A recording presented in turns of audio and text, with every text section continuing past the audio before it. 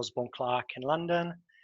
Okay, and effectively, I was looking at the agenda earlier, and it looks like it's going to be quite tight on time in terms of the speaker, starting with about 5-minute monologue, answering some of the question we discussed before the meeting, and then we will move to about 40 minutes of question and answer. So if you have any questions, can you just write them down in the chat or raise your hand, and at sort of when the appropriate time comes in, I'll just ask you to read it out, or I read it out. So the aim of the event was pretty much to consider how to build your own law firm, or how to get ready for any sort of managerial roles you can play later on in your current law firm.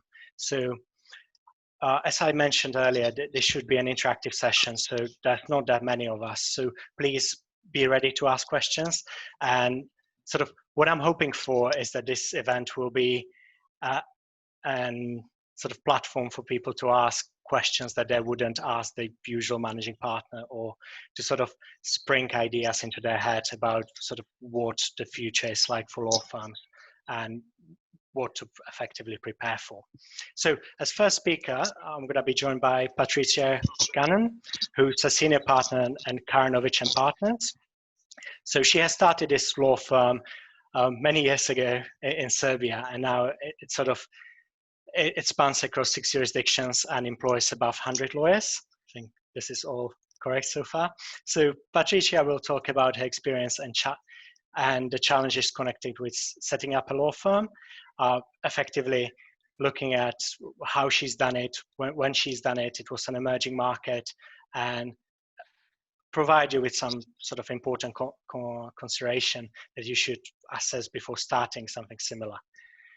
She will also aim to look into the future to see sort of what the challenges are and how law firms can prepare for that.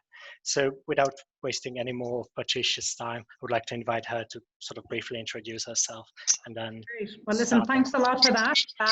My story is absolutely an ELSA story. I qualified as an Irish solicitor in Dublin, and through ELSA, I actually met a person who became my husband.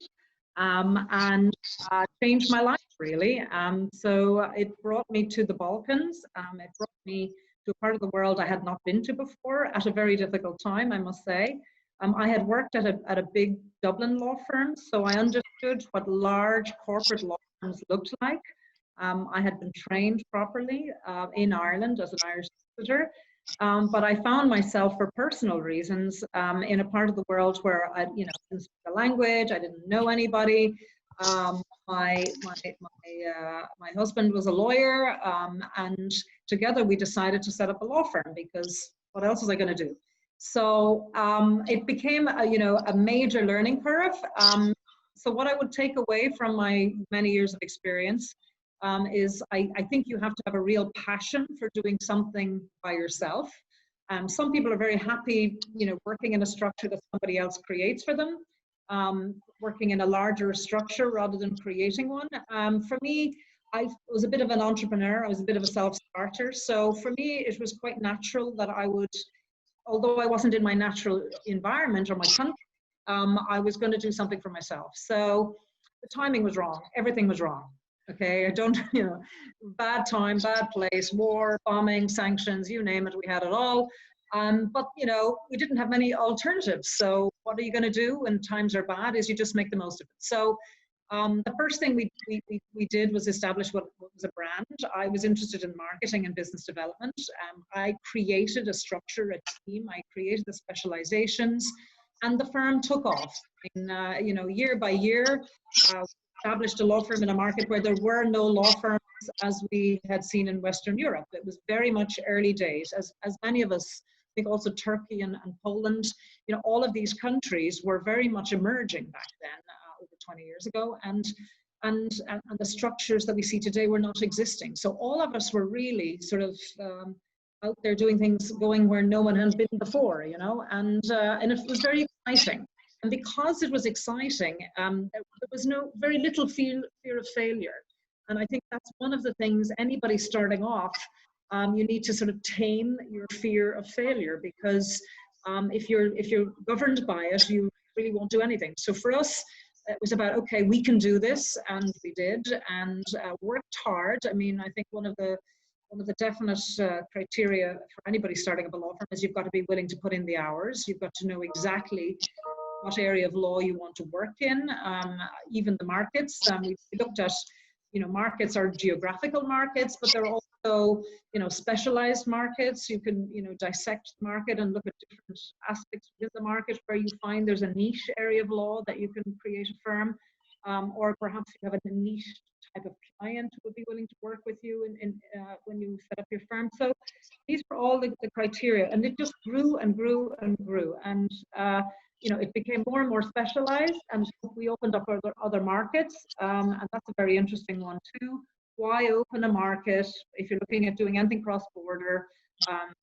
Why a particular market, or why a particular specialization?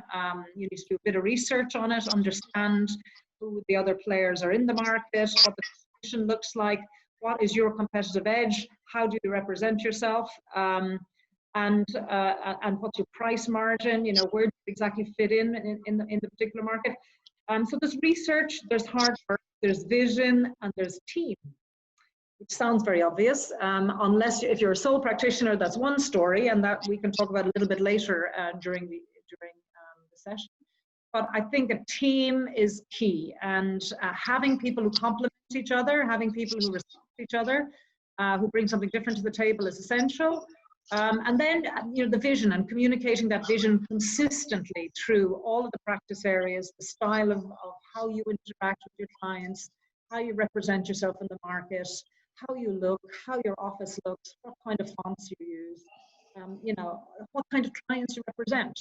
Everyone has their own little niche. So these are things you need to understand quite well before you do anything. And then when you do it, you need to attract the right people, attract the right clients, work hard. And I think for opening statements, that would probably be what I have to say. We're now 200 people. It's huge. It's a monster. Little things can grow into big things, and big things can become monsters. And so, it can get very tiring after 20 years of running this space. So now I'm a bit wrecked, and look forward to not having to work as hard. But yeah. So it's been an adventure. I think the adventure is hardworking, and we'll talk a little bit later about the changes that are coming to the profession, to services in general, and how you need to deal with them. Because I know the group that's on today, there's about 20 people online tonight. I know you come from different stages of your career. Some of you are pretty new, or some of you are working in law firms. You don't like it. You might think about doing it yourself. And some of us are a little bit older and have some experience. So there's a mixed bag of attendees. So I look forward to some real practical questions as they emerge later in the conversation. Thank you very much, Patricia. I'm sure there will be follow-up questions, and I definitely have a few of my own. So now I would like to introduce Bartek Raczkowski. Bartek is the managing partner of a firm of the same name, which focuses on mainly employment law, and I understand it belongs to the leading employment firm in Poland. I think it's been around 13 years that you started it. Indeed, I think, indeed. yeah. It's been the 13th anniversary a few days ago. Yes, and effectively what I'm thinking would be good to discuss sort of your experience, how you sort of start from few people, and how you manage a law firm as a whole. Okay, thank you. So, indeed, I set up this firm 13 years ago with 2 lawyers, and now we have 50 lawyers, about 20 staff, so it's not as monstrous as Patricias. It's about 70 people on the payroll. Still a big pain to manage even such a group. So Patricia, I'm all respect for what you're doing with 200. Now, I understand this is about what it takes to set up a law firm, or what you should take into consideration. There are a few things that I want to say, regardless of whether anybody asks about it or not. I think that the first thing to start with is to have clients. You need to have clients. If you set up the law firm by putting your name on the door and waiting for clients to come, it may happen or it may not happen. when I was setting up my firm 13 years ago, I had already been an achieved lawyer with a big firm. I had worked out a name, I had worked out some, and I have worked out clientele. I saw that clients came to my old law firm for me. I saw that clients came to my old law firm for me, not for the firm, not for its name, not for other partners, but for me. Then this is when I felt confident enough to think, okay, they will come to me even if I'm on my own. So I decided, that's when I decided to set up my own shop. And one of the most important decision makers was that when you are in a big law firm, and even if you are in a partner position, you are, and a partner, a full capital partner, full equity partner with share of profit, with everything, the highest, the top tier partner, still, you are just a piece of a big machinery. And what I was missing was I was missing the sense of entrepreneurship. It mattered to me more to be an entrepreneur than to be a lawyer. And even despite of my partner status, I didn't feel a part of the market. I felt to be an employee on a managerial position, but not an owner of the firm. And this is, it's very difficult in a big firm. In fact, in big firms, I don't think anybody can feel as an owner or as a co-owner in a big firm. And I mean a firm, I don't know, 200 or 300 people. Never mind. So this is the first thing that it takes to safely set up a law firm, is to have a name as a lawyer in your field and to have clients coming to you. That's one thing. Then there is one more thing that is necessary for this law firm to be successful. You must have energy. You must have the drive to work. The energy understood as, there is something to do, I do it now. I don't put off until afternoon. I don't put off until tomorrow. I'm not waiting for somebody else to do it for me. There is something to do, I do it, and I don't rest as long as there are things to be done. You rest only when you can say to yourself, okay, there is nothing I can do anymore. No other assignments from the client, no managerial thing about the firm. There isn't anything I can do now. This is when I can rest. As long as there is something on your plate, you keep working until it's done. So these are the two key factors, I think. First, you must have clients. Second, you condemn yourself to working like an idiot, because when you're on your own, if you don't do it, it's not done. And even later in the day, when the firm is already becoming, I don't know, 5 people, 7 people, 10 people, 15 people, whatever, you as the founder or one of the founders will always be this last instance. You will see that when there are things to be done, and even when they belong to other people, when other people should do them, there will be so many cases when they won't do them, either because they don't have skill, or they neglect, or they do it wrong. And you are that last person that will make sure that it's done. So these are the things. There are many other things that I'm happy to talk about, but this is, if there was anything that I thought was the most important to say in this introduction, it was this. Mm-hmm. Okay, and I'm sure that there will be a question. I already see one that's probably going to be very relevant to you as well. So now I would like to invite Enda Özeke to sort of participate and introduce himself. Okay. Well, thank you. I don't have a clear introduction in the name of a law firm because I quit my law firm about 4 years ago, and in a way, I went through all of this not purely by design or by my preference, but as a result of circumstances, partly. I started working when I was a student as a law clerk. I hope, by the way, the line is okay. Yeah, it's fine. Yeah, okay. started working as a law clerk because I needed to make some money. But then one thing led to another. And 9 years later, I found myself as a name partner. It was a small firm at that time, but we were a good group of people who could work together quite hard. We shared a number of things, and then we kind of felt that urge to compete and to do something that was not really done at any large scale in Turkey until that time. So what I would, so that part was definitely not designed. I didn't graduate from law school wishing to become a lawyer in a law firm. I wanted to be an academician, but things have worked differently.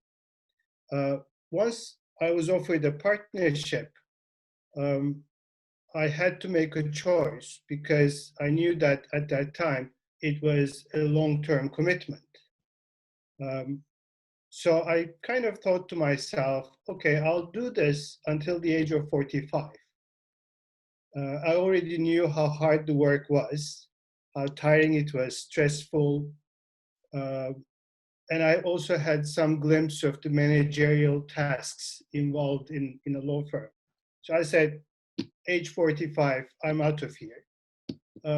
That's the only thing I was able to keep in terms of my plans. I left the law firm at the age of 47 to pursue other interests. I simply didn't have a reason to leave the firm if I was going to continue doing legal practice in a law firm. One of the things I had to do, obviously, after a certain while, is to take up managerial positions. You start becoming one of the older faces in the firm. The young generation joins. And I think the critical question I always had in mind was, why am I managing this thing? Because by that time, I may be believing that I'm a good lawyer. Clients like me, I provide good service, but who makes the decision that I'm a good manager? So that's another hurdle you need to go across once you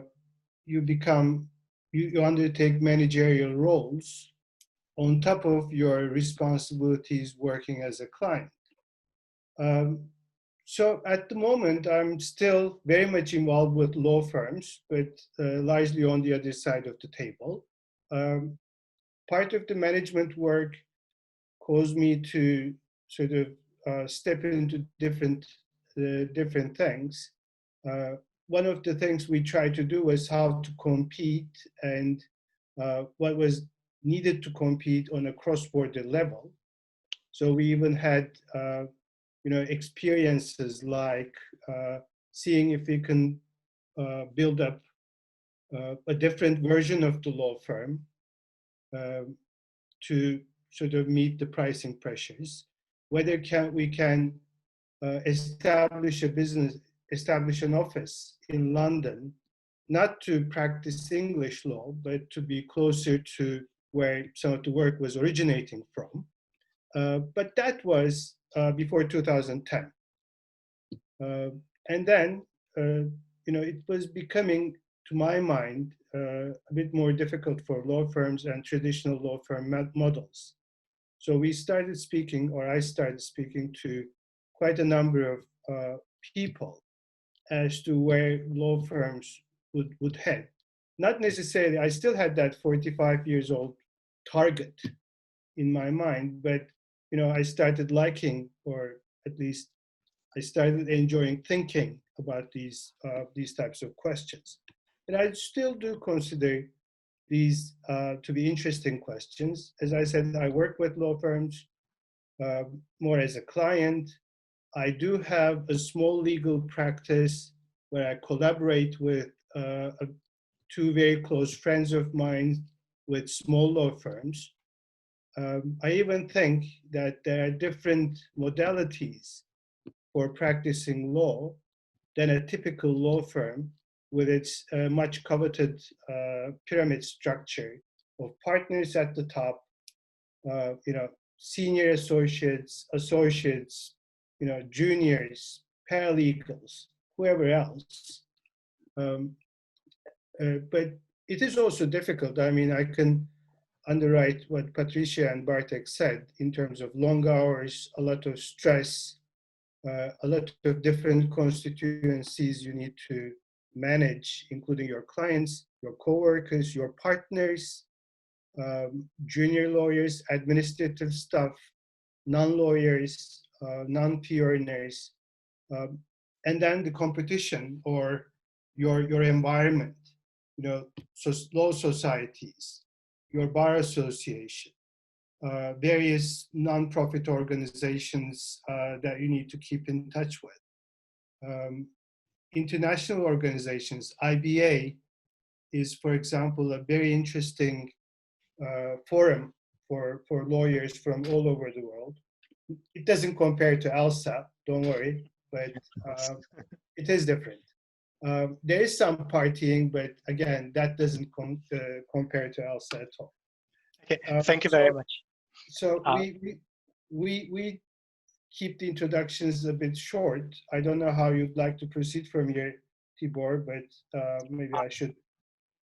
Yeah, well, I'm sure we're going to touch on all sorts of these topics when I open a few more questions to the panel as a whole. Yeah. So one thing that struck me was sort of, it's really easy to sort of say when you're really good, clients will follow you whatever you are, and you need to have sort of clients before you start your law firm. But how do you do that? How exactly do you build sort of client base or client relationships that will follow you wherever you go? And that's a question to all three of you. I can answer. This is Bartek, I can answer. Okay. I can answer. Okay, so I can. Okay, go ahead, Patricia. Go ahead, Patricia. No, you go first. No, you go first. No, you had the clients before you started. Go on. Okay. So the way I did this is by using, by making yourself a name in the press and in television. The journalists who write about law are desperate to find lawyers who will quickly answer their questions in a way that they can copy and paste and put in the newspaper. So often, first of all, when they call the lawyer doesn't pick up the phone. Then when the lawyer picks up the phone, it's not the lawyer, but the secretary. Before the secretary puts them through to the lawyer, then the lawyer is in the meeting. The lawyer doesn't return the phone. They are frustrated and they are desperate. So the group of journalists that writes about employment law in Poland, when they bumped into me accidentally for the first time about 20 years ago, and I picked up the phone immediately, I gave them the answer they just could write down, or I wrote them an email with the answer that was not written in the legal way, but in the normal human language that they can copy and paste and put in the newspaper. They were in the seventh heaven. And very quickly, all of them started calling me. Very quickly, all of them started calling me. And I told my secretary, when I'm busy, I'm busy. Coworkers cannot enter, partners cannot enter, clients, you can tell the clients that I'm writing something, I will call later, but not the journalist. The journalist is a holy cow. He must have access always, immediately, without any obstacles. There was time in the beginning of the 2000s when I was in the newspaper every other day, every 3-4 days. There was a bigger or smaller article that I wrote, or I helped the journalist wrote, or there was a little quotation from me, literally, because there was a group of these journalists that the newspapers told them, you will cover HR or you will cover employment, and they are desperate because they don't know what. And when they finally, found someone who would do this work for them, me, they all fell in love with me. And I did this for a good few years. This is how I built the name and how I built the clientele. So my story is the complete opposite. We absolutely made a point of never being in the press, because when we established the firm, we were keen, we made it a point to try and work for international clients emerging into the Balkan region. It had just opened up after the war, Yugoslavia, whatever.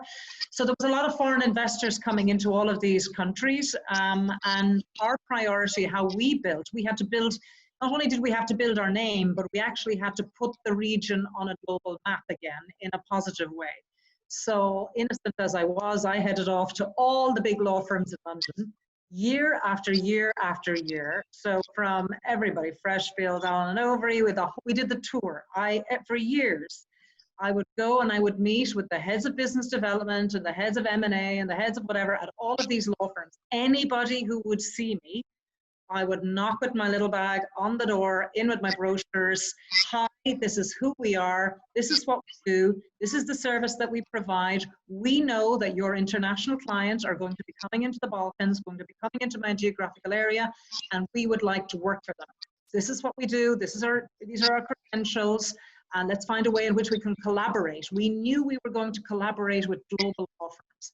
Day one, that was my client base for several reasons. One, they were willing to pay the fees we were going to charge. Two, most of them told us the truth, unlike a lot of the local clients who probably wouldn't tell us the truth back then. I mean, it's maybe a bit better now, but back then it was, unreliable, let's put it like that. And quite often international clients would pay the bills. So we wanted to make sure we built a law firm, which was, from day one, identified as, highly profitable, international focus, international standards. So therefore, we worked really hard from day one to make sure that every document, exactly like the others have said, every single thing that you did, no matter what crap you got from a trainee, sorry, all the trainees on the line or whatever, no matter what rubbish you got, you stayed up all night and corrected it so that whatever went out with your logo on the front of the page, whatever went out was the quality that you were willing to stand over. That's how you build a reputation. That's how you serve a client. That's how you get paid. So after doing this for the first couple of years, going to London, I remember the first couple of years, it's like they used to remember that poor Irish girl in the Balkans. After a while, and the privatization started, and there was a lot of big deals coming. We did some very large deals, leading deals in those countries at the time. Then eventually you built up the credibility, and they saw you as a serious force.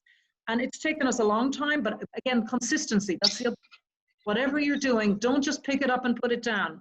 You've got to do it consistently over time. Obviously, address it or change it if it's not the right thing to do, but if it's bearing results slowly but surely, that's the right thing. So in terms of clients as well, I mean, I keeping clients satisfied, having them understand that it's a service industry, so you're serving them. In addition to giving them quality legal advice in a way they can read. Totally agree with Bartek there. Lawyers had a tendency of writing for their own sake and their own egos as opposed to for the client that they're actually serving. No longer acceptable. No longer acceptable. You will be out of business tomorrow. Nobody has time for your own ego, your own, beautifully crafted piece of legal documentation. It's got to be practical, it's got to be relevant, and it's got to be on time for the right price. Thank you. If I can add my 2 cents worth, there? Again, you can hear me, right? Yes. Okay. Well, I'm closer to Patricia than Bartek, I must say.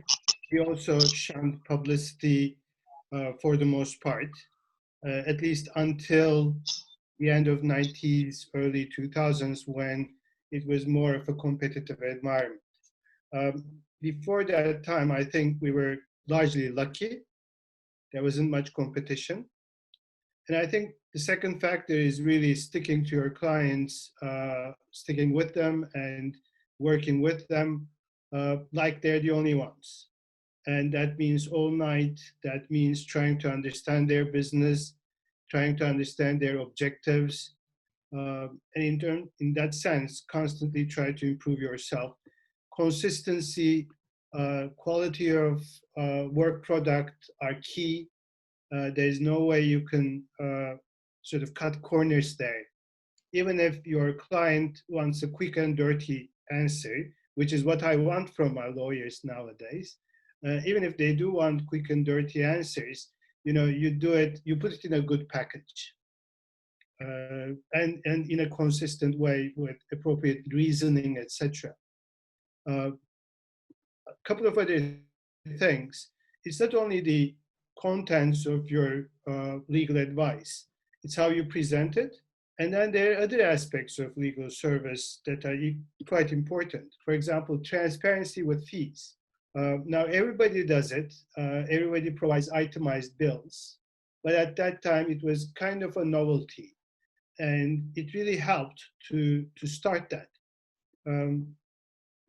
Another factor that's more later, for example, if you're doing mass collection work, then for a large corporation, you need to understand what is important for the corporation. Is it more winning the cases or doing clear reporting, etc.? So maybe I'll mute myself again. If the line is not working that well, then we can come again back. It's good. I've got a few more questions, so I'm sure there will be plenty of opportunity to come back to all sorts of things. Another question that's really sort of resonates with me is, all three of you are very successful, and you build practices and are recognized in your countries. Sort of looking back over your career, what would you have done differently, and what are you most sort of grateful for in terms of making a decision, not making a decision, not giving up, giving up? Who wants to take that Patricia. first? Okay, all right. I feel very blessed that I got the opportunity to run a law firm myself and to create something big that will have a certain legacy. I worked very hard, I think, if I'm being honest. I don't think any of us probably had a balanced life, at least in the early years.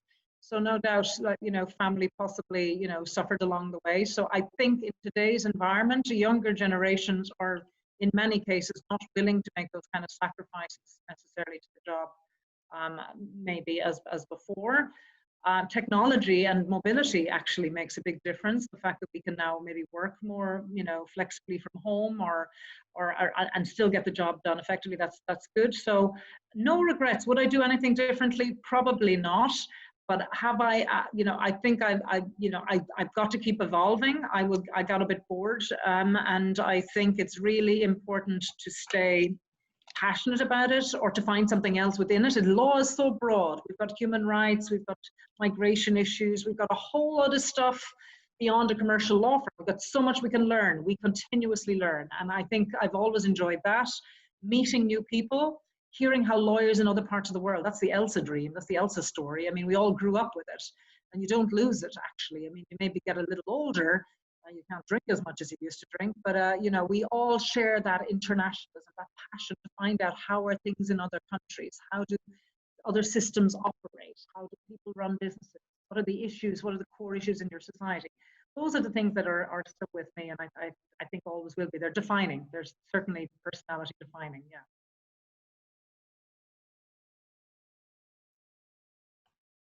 Thank you. Bartek, would you like to? No. I have a hard time about thinking what exactly I would have done in a different way. I can't see anything that I can't really see any big things that I would have done differently. But there is one thing that I would like to stress, and it also will be an answer to one of the questions that blinked on the screen a few minutes ago from someone. What were the milestones, or like the big things to create a big practice, 50 plus? So my answer to this is partners.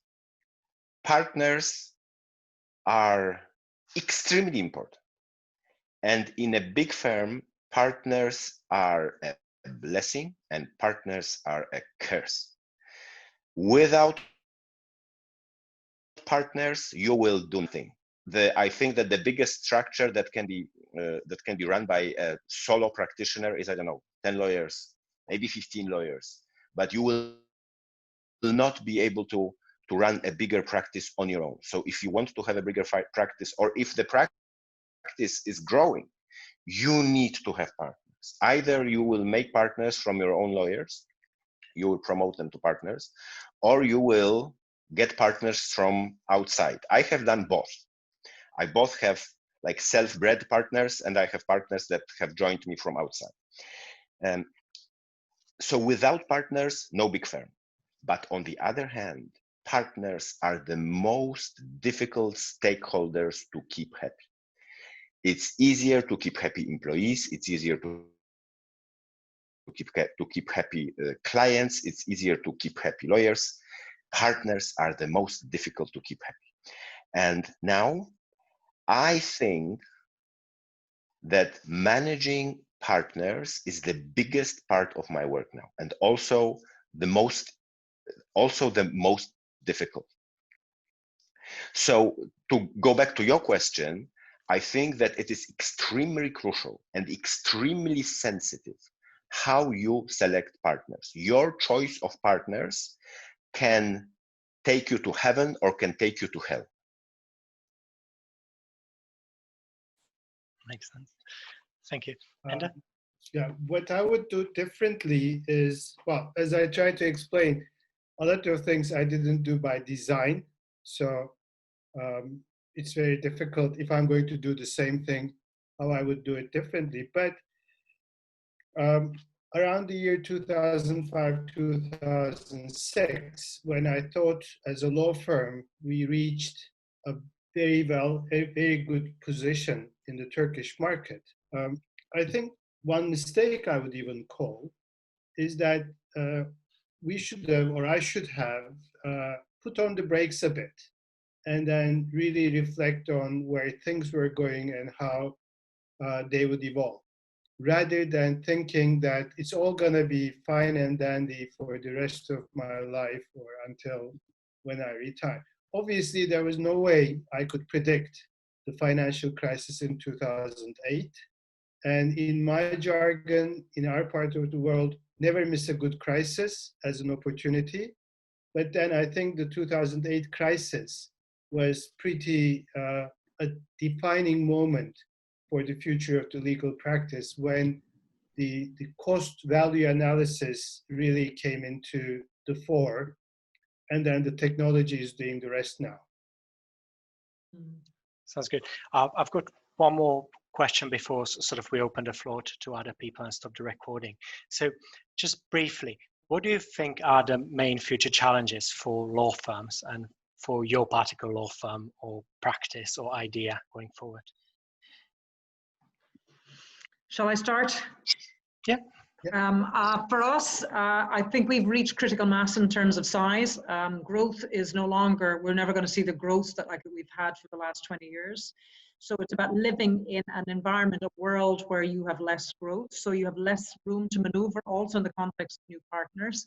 So you've got a whole lot of either senior associates or junior partners who will never make equity. Simply, you haven't got the growth to sustain it. So that's a challenge.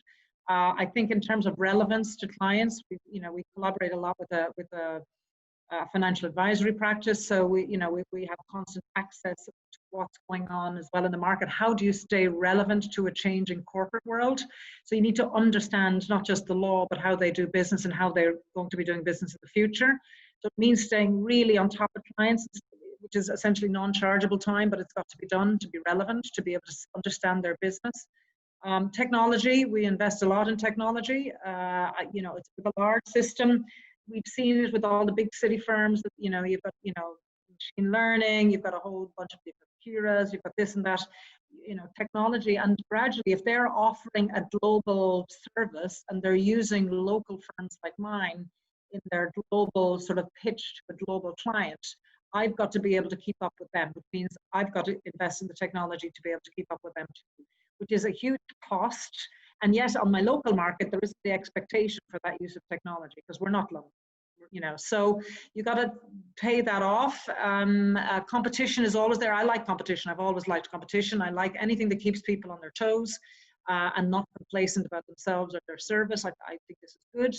Makes us all better. But I think also anything, I remember being, I'm very involved in the IBA, by the way, and we do our Startup Lawyer Conference, a number of other conferences, including law firm management. I see some interesting questions here. A lot of that stuff you can find also in the Law Firm Management Committee of the IBA when you qualify as a lawyer eventually, probably. But we, you know, for example, clients saying, if I can find it on Google, I don't need a lawyer. So people will, younger generation and startups particularly, and agile businesses are more comfortable with sort of okay law and, you know, what they can find, and only if you can give them something that they can't find for free somewhere else are you kind of relevant. Unless it's litigation, there are some very specialized areas, and employment law would also be one of them, where the implications are huge, also getting it wrong. But I think people are finding out what they can themselves because of the transparency of the internet. And what you have to give them is not just pure law, it's really a commercial way. It's a trusted advisor role for which we're not really trained. And I see also questions relating here to management. We're not really trained in management in law school. We're not really trained in managing people. We're not even, you know, so there's a lot of, I think we need to broaden our legal education for ourselves as lawyers to really be relevant to clients in the future. Makes sense. And we will touch on those questions shortly. Just for the purposes of the recording, I've been asked to sort of keep it brief, and then we open the floor to everyone. Okay, let me spice this up because there's always the talk of the death of the law firm, and I think at some point in the future, in the long run, we're all dead. So I think the law firm model will disappear at some point in time, but probably none of us will see it. I think what is important is to still try to adapt, as Patricia was saying, to technology, to the changes. But I think one big difficulty lies with the pyramid structure of law firms.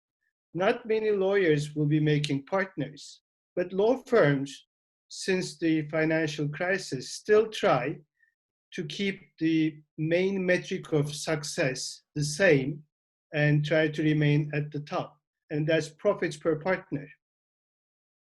And that, I think, creates a variety of incentives for all the stakeholders. As Bartek says, your partners can be difficult because usually the most difficult conversation is how to split the pie.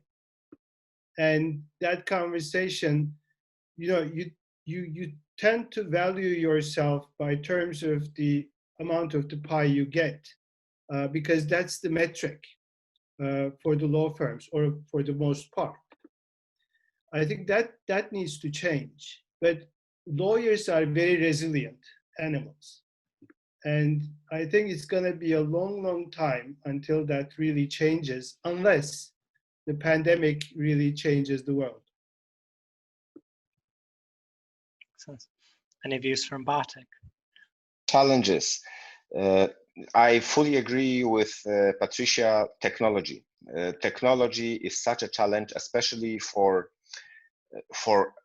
our firms that are not international giants, because I am afraid that those firms are our competitors. The Bakers and McKenzie, the CMS, the Allen and Overy, they are our direct competitors, and I am afraid that they are cooking up wonders in their IT hubs, which they have not, launched yet, and they are investing millions because they have the millions to invest, and we don't.